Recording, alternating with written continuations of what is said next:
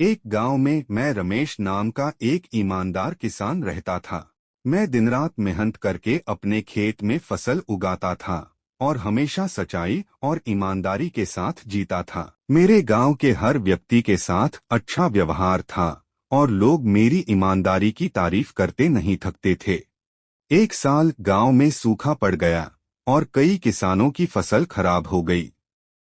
मैंने भी बहुत मेहनत से अपनी फसल उगाई थी, लेकिन पानी की कमी की वजह से मेरी फसल भी उतनी अच्छी नहीं थी।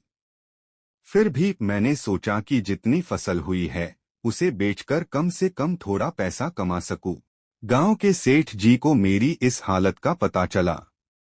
सेठ जी बहुत चालाक और लालची थे। उन्होंने सोचा कि यह अच्छा मौका है मुझे सस्ती फसल देने के लिए मजबूर करने का।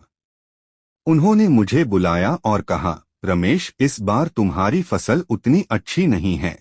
अगर तुम मुझे यह फसल सस्ती में बेच दो तो मैं तुम्हें अगले साल के लिए एडवांस पैसा दे सकता हूँ। मैंने थोड़ी देर सोचा, लेकिन मेरे मन ने इस बात को स्वीकार नहीं किया। मैंने सेठ जी से कहा, मैं अपनी मेहनत से कमाया पैसा ईमानदारी से कमाना चाहता हूँ, चाहे पैसा कम ही क्यों न मिले। मैं अपनी फसल सही दाम पर ही बेचूंगा। मेरे जवाब से सेठ जी को बिल्कुल गुस्सा आ गया। उन्होंने मुझे धमकी दी, अगर तुमने मेरी बात नहीं मानी तो तुम्हें इस गांव में कोई भी फसल नहीं खरीदेगा। मैंने उनकी धमकी से डरे बिना अपनी फसल का सही दाम मांगना शुरू रखा। सेठ जी ने मुझे नुकसान पहुंचाने के लिए मेरे खेत में रात को जहर छिड़क दिया, ताकि जो थोड़ी बहुत फसल बची थी वह भी खराब हो जाए। अगले दिन जब मैंने अपने खेत को देखा तो मेरा दिल टूट गया। मैंने देखा कि मेरी फसल सफेद पड़ गई थी और मेरा सारा मेहनत पानी में चला गया। मैंने कहा, इतनी मेहनत के बाद भी सब बर्बाद हो गया, लेकिन अब भी हार नहीं मानूंगा। मैंने गांव के लोगों से अपनी समस्या साझा की। जब लोगों को सेठ जी के छलकपट के बारे में पता चला तो उन्होंने मेरी मदद करने का फैसला किया। गांव के लोगों ने मिलकर मेरी मदद की और मेरे खेत की सफाई की, ताकि अगले महीने के लिए नए बीज बोए जा सकें।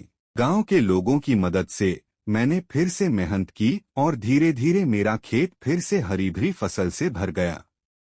जब फसल तैयार हुई तो इस बार मैंने गांव के सभी लोगों को सही दाम पर फसल बेची, बिना सेठ जी के दबाव के। इस बार मेरी फसल बिकने पर गांव के लोग मेरी ईमानदारी की तारीफ कर रहे थे। गांव के लोग खुश होते हुए, रमेश, तुम सच में बहुत ईमानदार हो।